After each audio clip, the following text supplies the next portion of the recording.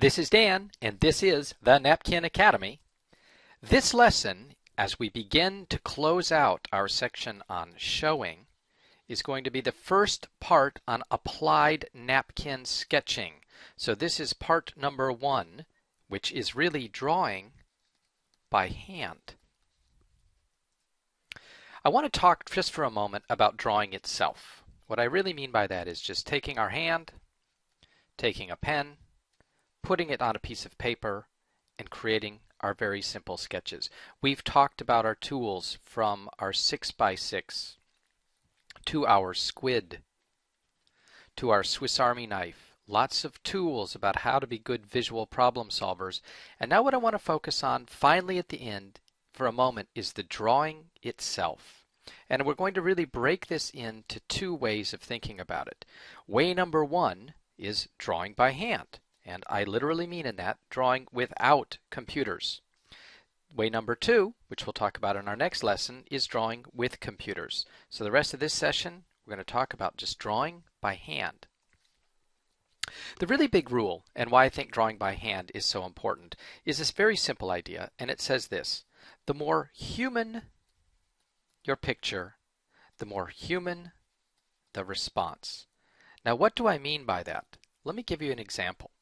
If I was to show you a drawing that I'd created of an interface for a complex piece of software, and I showed you a drawing like this, where everything is buttoned down and everything looks polished, generated obviously on a computer, a couple of things are going to happen, one of which is you're going to assume that it is done. It looks pretty finished to me.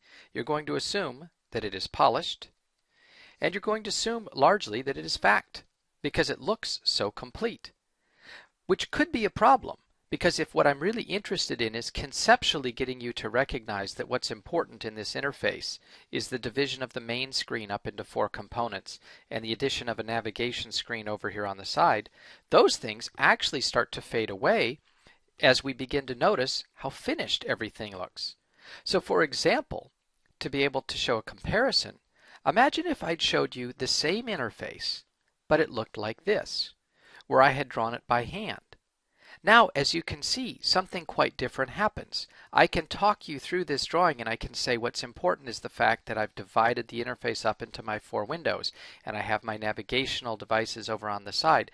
And instead of focusing on the details of which typeface I've used, or which data set I've used, or which color I've used, you are focusing on the concept itself, which is really at this level exactly what I want you to focus on.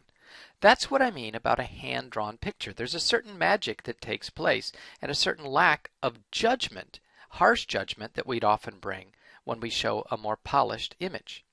I think that there are really 3 reasons for this. Here we have a fairly polished, computer-generated, computer-drawn image of some kind of mechanism.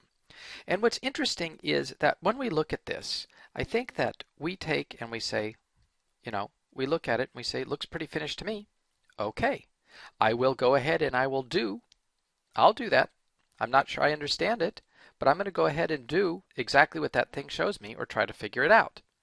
The option would be, what if I drew something like this? What if I drew essentially the same shape, but said what's really important is the understanding of how these pieces intersect? Isn't it interesting how different this one feels? Number 1, the fact that I drew it before you. Number 2, the fact that it's loose. Number 3, the fact that it's drawn by hand. I think our reaction to this one typically is much more positive if the original idea is, I want you to understand the concept. We say, hey, I get it. Now, the reasons why I think this is true is when we have our hand-drawn picture, the benefit of it, number 1, is that it's clearly not done. Our mechanistically drawn picture, the one that we've polished, looks finished. And if it's done, I'm going to judge it differently. So if I don't want someone to judge the details of my drawing, but the underlying concept, let's show it in a position where it's not done. Point number 2 is because it's not done, it actually remains open to comment. If I had shown you these 2 drawings, this one, and I asked you, do you have any questions? This one's going to take a moment just to figure out what you might ask, And perhaps you're going to think, since it's so polished and finished, there's really nothing meaningful that can be commented on. But when we see it drawn by hand, there's lots of room to say, wait a minute, there's something over here I don't understand. What about this part over here? Or what about this part over here? And I think the third reason why it's so important to get this human reaction by drawing our picture in human is that it really does show that we believe our own audience is smart. And what I mean by that is I don't need to give you every single detail to understand what my concept is. I am going to assume that you are smart enough to be able to make sense of this drawing that I make in front of you and recognize that what I'm trying to show you is the idea. And if you can see my idea, we are going to have a much more interesting dialogue between you and me than if the idea is actually obscured behind the polish. So for now, for the rest of this lesson and for almost all of the drawing that I want you to do, we're going to say, let's not use the computers and let's not even draw on the iPad, because what we really, really want to focus on is this incredible interaction that takes place between what we're thinking and what we are able to draw. The act of putting pen to paper and moving it around is a really clear connection, a direct connection between what's in our mind's eye and the most pure expression we can make of it visually. So nothing wrong with computers, but for the time being, we're not going to use them. But I don't want you to worry. We're not the only people who are going to take this paper and pen route towards clarifying good ideas. Let me show you what I mean. You all know that I'm a big fan of Leonardo da Vinci, who of course drew everything by hand. You know, there was Charles Darwin, smart fella himself, who drew in his notebooks by hand because he wanted to get the ideas down as quickly as he could.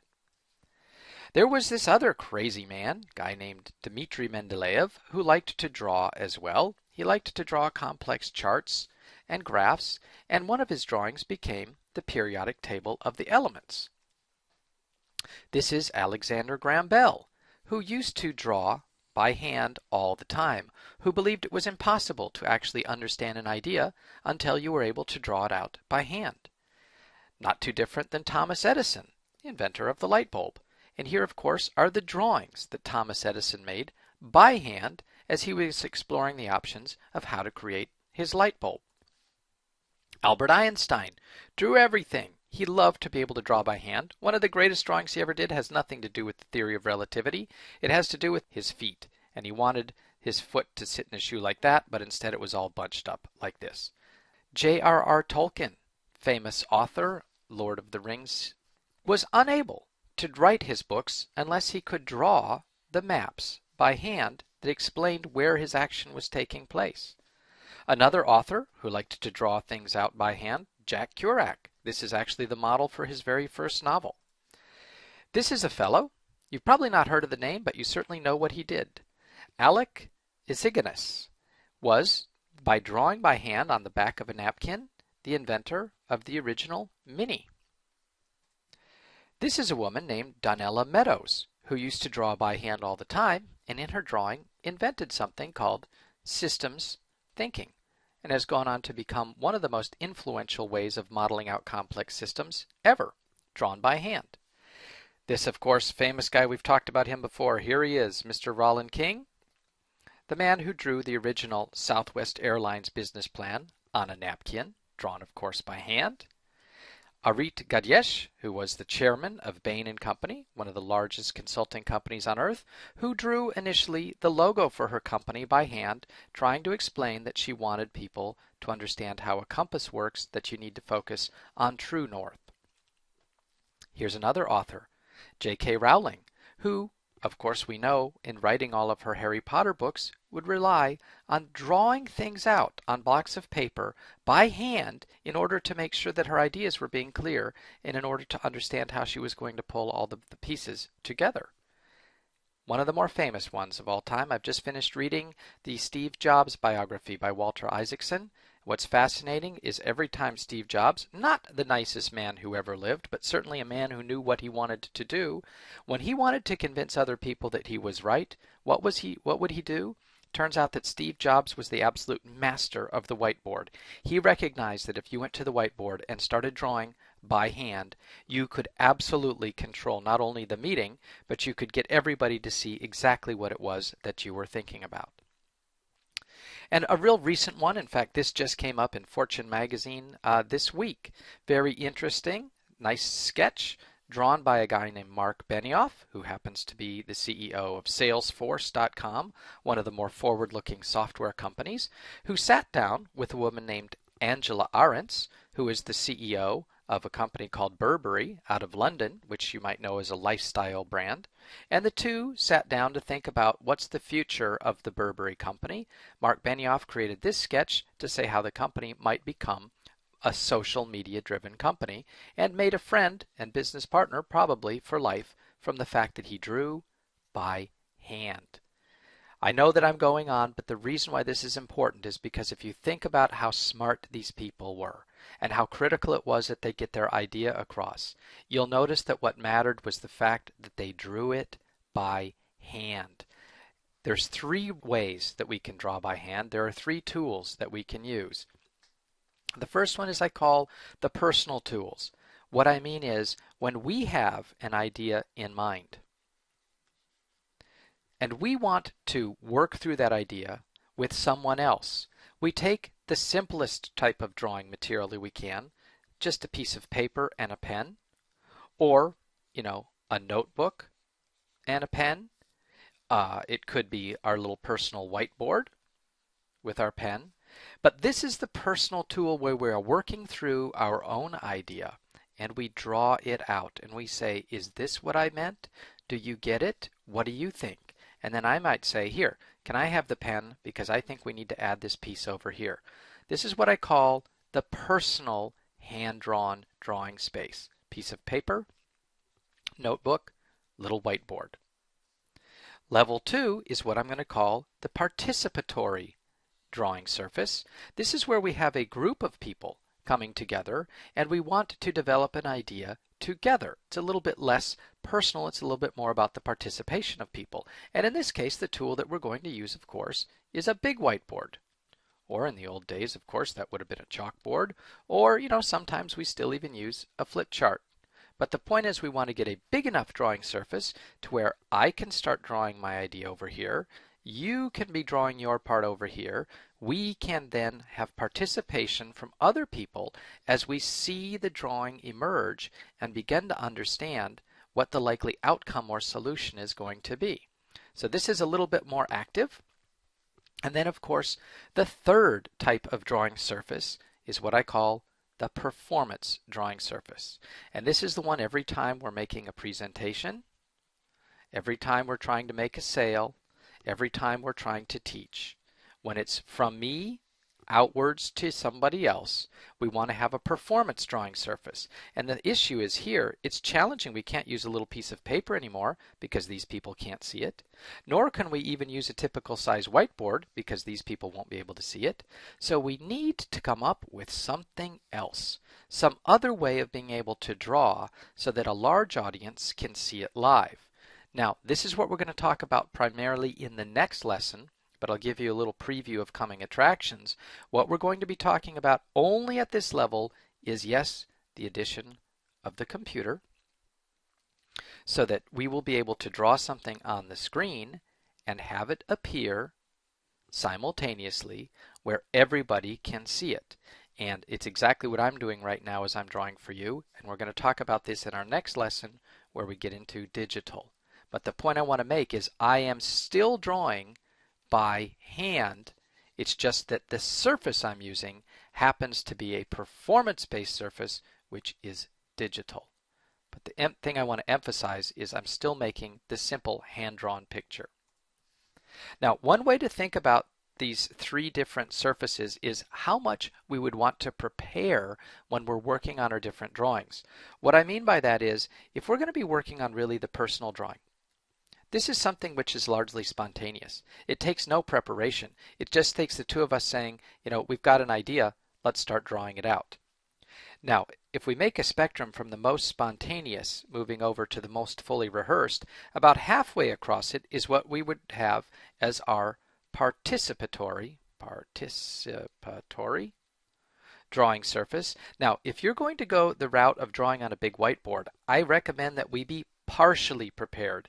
That is, if we are the owner of this particular meeting, that what we want to do is we want to come prepared enough to say the 3 or 4 essential things that we want to explore together are these. We want to set up just the basics to be partially prepared, so then we can kind of unleash the creative power that comes through group drawing.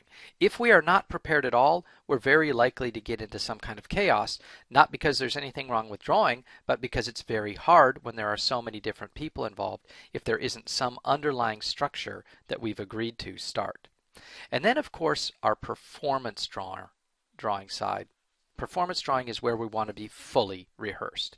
If we're going to go out in front of a cast of people and say, this is really the idea, and I really want you to believe in it, and this is a true performance, we are going to be fully rehearsed.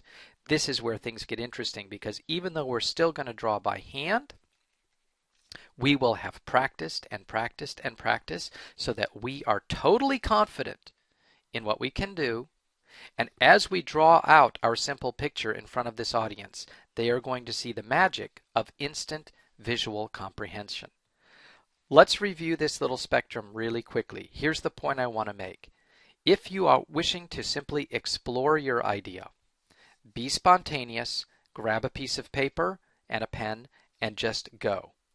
If you want to work through the idea collectively, go ahead and partially prepare. Start with something that's ready to go, and then go ahead and bring your team together.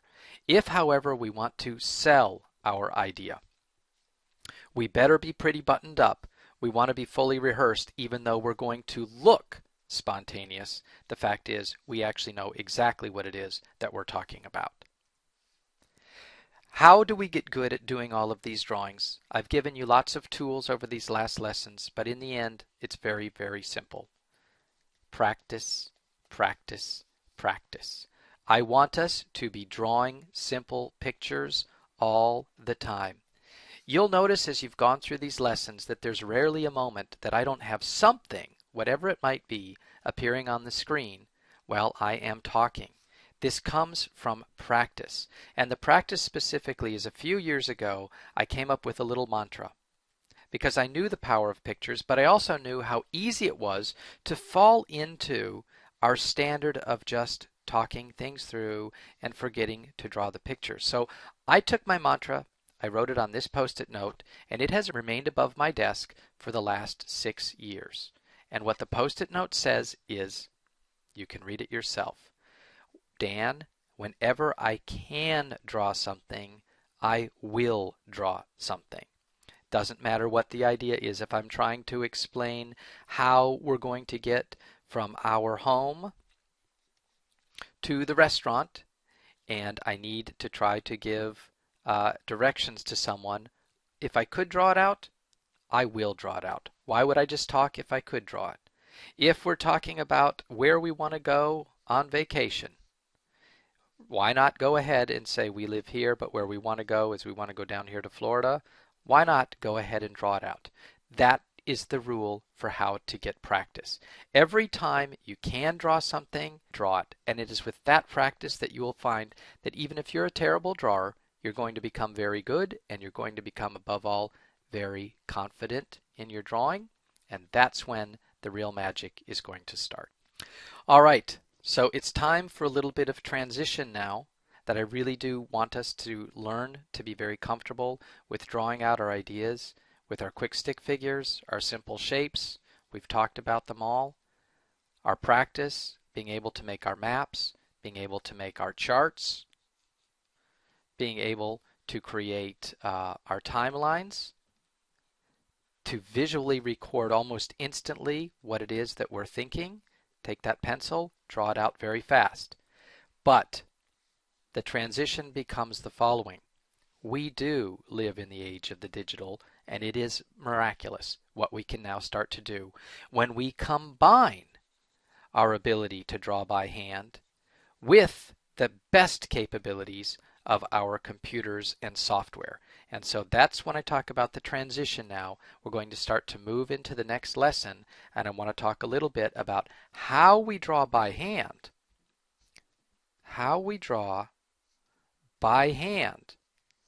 and use technology in the best possible way. Yeah, let's go ahead and bring out our iPad or our tablet. Here's how we do it.